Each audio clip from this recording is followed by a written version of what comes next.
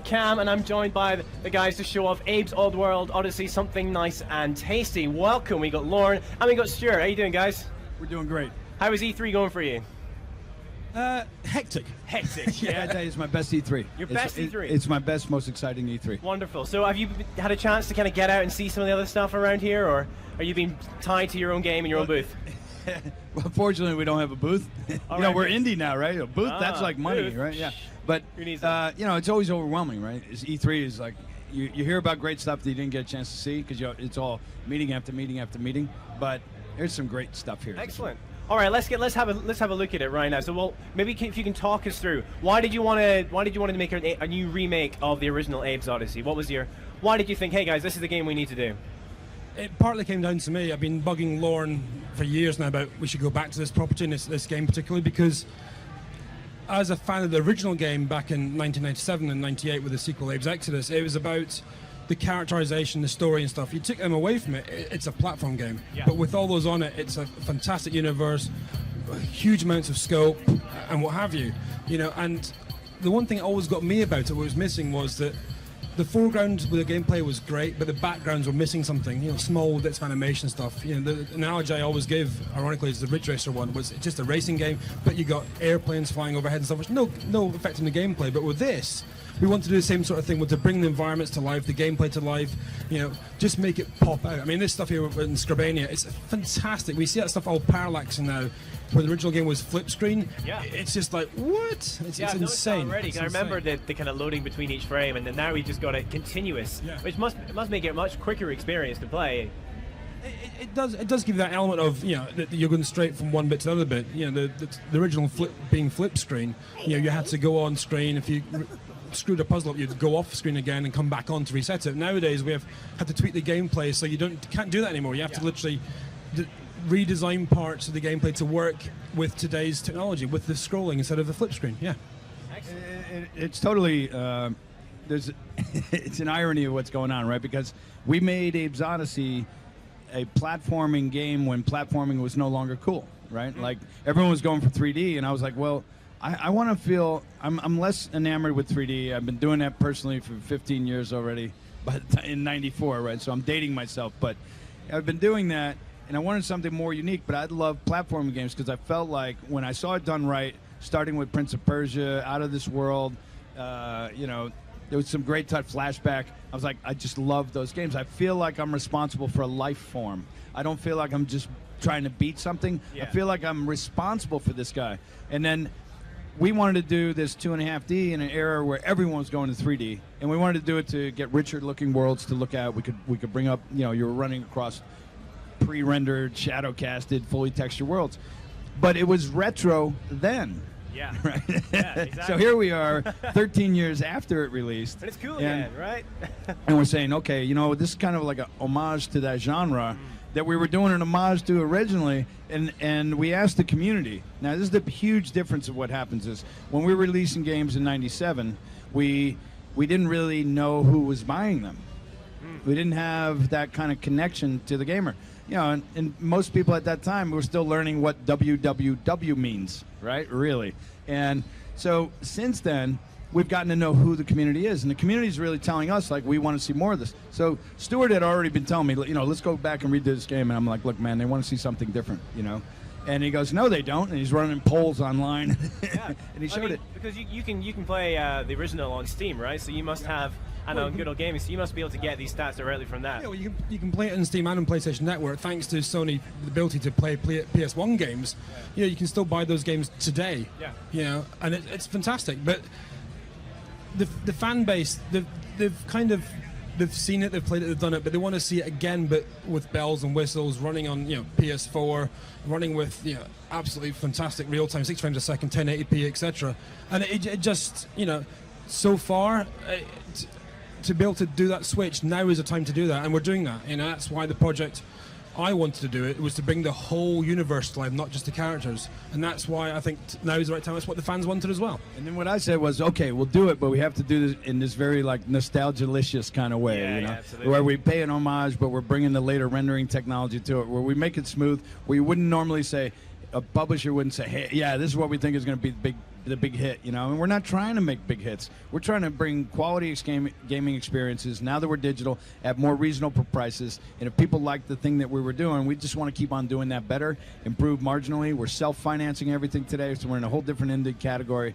And you know, and then we get this we get feedback faster, and now we're not like shipping a disc that if we made a mistake, we're dead in the market, right? Oh, we printed 1 million units, but they're bad, or they've got this bug and people hate your game. You're dead, right? Now we're like, we can learn, and as soon as we're releasing, we're like, watch. If we start seeing any issues occur, we're updating that code right away. We're responding to it right away. We're like, hey, we're listening. We heard you. We messed up. We fixed it.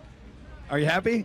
You're not happy? What else do we got to fix? And that's a whole different chemistry between creator and audience, and I think it's going to make, you know, games increasingly better over time. Absolutely. I mean, you talked about the importance of making this a real nostalgia trip. And for people of my age, I mean, I remember playing it for the first time when it came on the demo disc, I think, with the original PlayStation, right?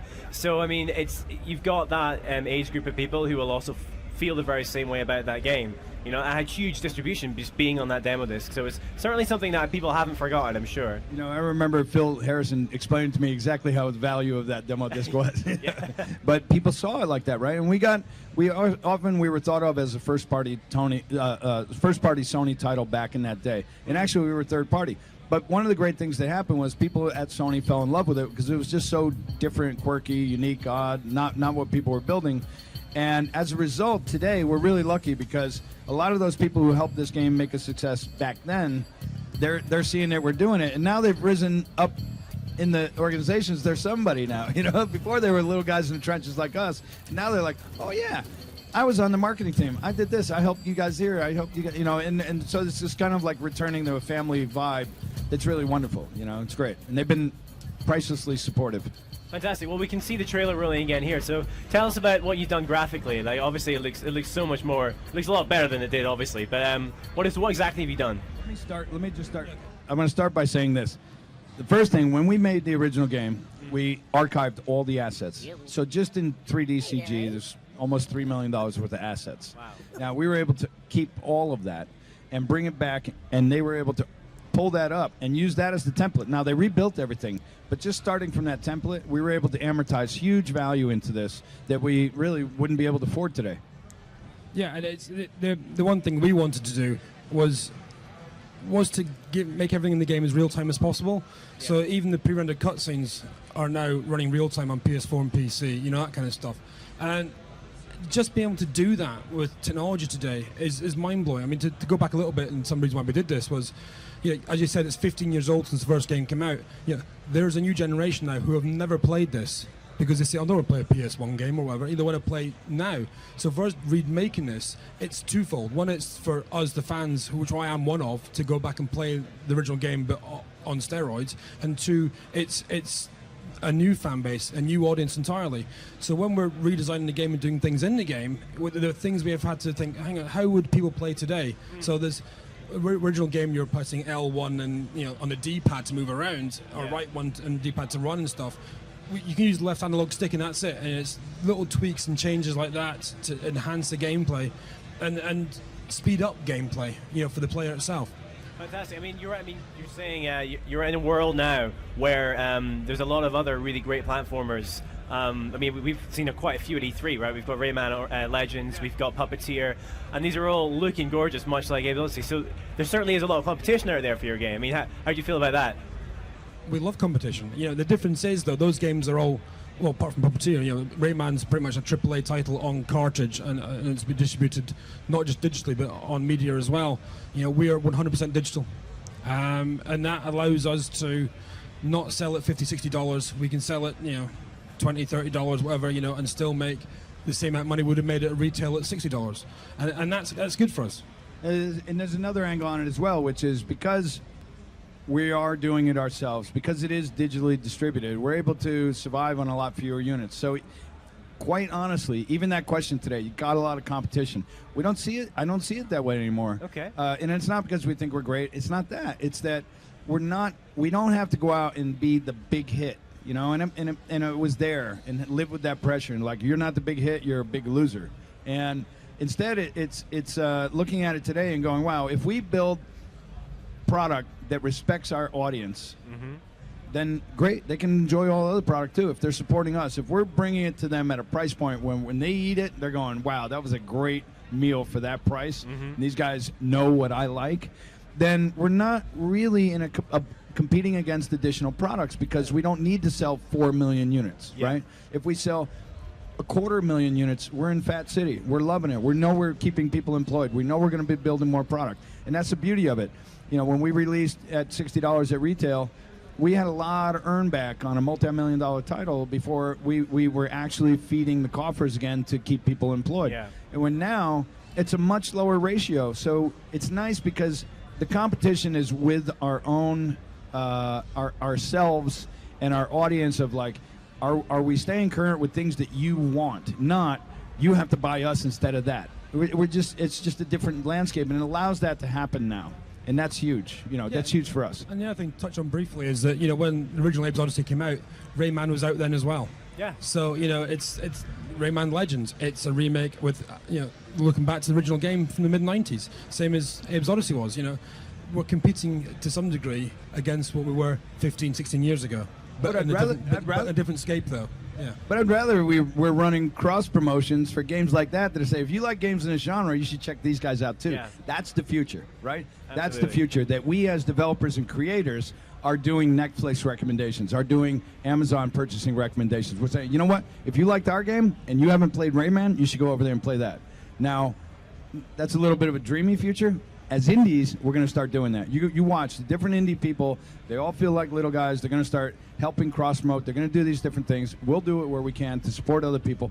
But why not, right? If you like the movie and it's on the shelf, it's not at the theater, it's not competing the opening week. If you like the movie, you go, that was great horror, right? Now, horror fans are going to be like, then you should check this one out too. Not just necessarily from the same director. It's libraries, right? Like worlds of content. And I always hoped video games would get in that space and stop being like, one guy's going to win, who's going to be, and the rest are going to be losers. You know, never really dug that model. We existed in it. But it's exciting to see that lower sales, fewer people can make game builders keep on making more games. And that's a whole game-changing change. And I think it changes the sense of the competitive space as well. Excellent. So when are our fans of the original and new fans going to get a chance to get their hands on the game, purchase the game, or even to play a demo or anything like that? When are we going to get our first hands-on? That's the $1 million question, isn't it? Really, you know, we have a release window, and we're still aiming for that. I think we're due to talk about it properly later in the year at Gamescom. So let's keep it quiet till then. All right, excellent. And we're PS4, you know, so there's figuring out a number of things to try and be on there, and wider than that too. But that's our initial platform release. So yeah, why did you go for PS4? What were your reasons? Well, one, it's probably the most amazing game system that's been designed by people who know how to build games. Mark Cerny's the chief architect, right?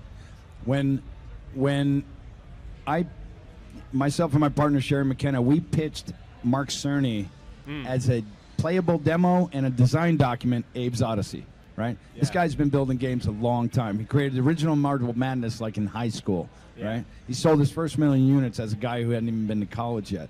We're talking about someone who's got his name as a consultant on all the older Insomniac games, all the older Naughty Dog games. They would bring him in for a consult because he knew what he was doing. Now you got a guy who understands code from machine language up, understands game design and multinational territorialization, you know, which is making it more compatible to more territories. This guy knows games. It's the first time someone who knows the development headache that is designing from the ground up a brilliant new piece of hardware. And so it's a really impressive system, but more importantly, it allows you to get content up with less pain because it's actually catering to your needs rather than going like, oh, figure it out. We're brilliant hardware designers. You can figure it out. You know, I'm so tired of that world, right? Yeah. And the other side is, you know, they openly invite indies onto their platform. Absolutely, yeah, they've been quite vocal about that. That's how it was. That's how it was. You know, yeah. I mean, that's monumental that's possible. And it's not just that; they actually treat indies exactly the same as they treat the Ubisofts and the Activisions of the world. We have to go through the same process as they do, but it is the same process. There's no we have to do this extra or do that or qualifications. It's the exact same process. Yeah. If Activision submit something one way, we submit it the exact same way. And that's the way it works for indies, and that's fantastic. It's like Steam. So. Brilliant. Well, guys, it's been great to meet you. It's been great to hear about Abe's Odyssey and the new edition. So thank you so much for coming on. And for everyone watching at home, make sure that you stay with us because we have a bunch more games, bunch more content coming right up. So stay.